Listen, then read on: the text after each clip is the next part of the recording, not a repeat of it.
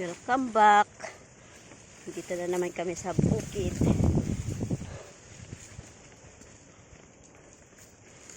Madulas, maputik. Putik ang daan. Madamo. Tataas mga talahib. Yung kasama ko nagpahinga. Mainit na kasi. Tinanghali ng gising.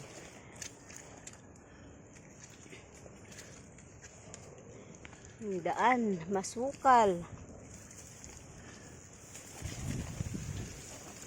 Wala pa kami sa kalahati.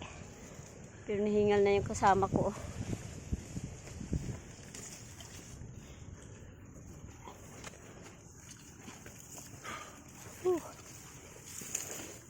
Grabing talahib at kataas na. Punta kasi kami doon sa may kamuti kahuyan. Mag-harvest kami ng balinghoy at baging. Nakakahingal. Madulas kasi umulan kagabi. Kaya madulas ang daan. Tapos tirik pa. Ito ang buhay probinsya.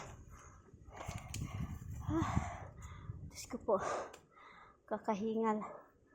Mainit na. Alas 10:30 na ng tanghali. Kasi kumain pa kami bago kami pumunta dito. Pero yun nga. Tirik ang daan papataas. Doon sa pupuntahan naming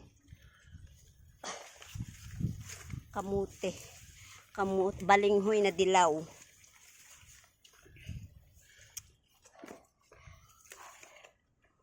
Yan.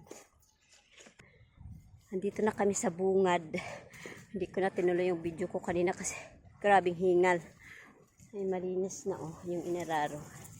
Ayun yung windmill. Malapit na kami sa kubo. Tingnan nyo naman kung gaano kataas yung aming inakyat. Ayan ang mais. May mga bunga na. May buhok. Balinghoy. Yan yung ang lawak ng maisan ni Kuya Igli. Yan, malapit na kami sa kubo. Grabing hingal. Tagbayabas ngayon. May bunga pero maliliit pa. Hindi pa hinog. Hindi tayo makakain ng bayabas kasi wala pang hinog ang bayabas. Ayan, daming bunga pero bubot. Yan, malapit na tayo sa kubo. Dito na kami sa kubo. Yan ang kubo ni Kuya Igli. Cute ng kubo, no? Yan ang kubo. Ayan ang mga pananim. May mga saging dito. Yung mais, malapit nang ma-harvest.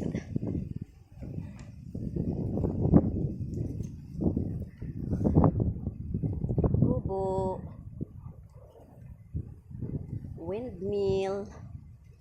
Na-miss ko kasi 5 months bago kami nakabalik dito. Tagal. Yung pinyahan ni Kuya Igli, ang lulusog, pero wala pa po siyang bunga. Ewan ko lang, punta natin mamaya baka may bulaklak na.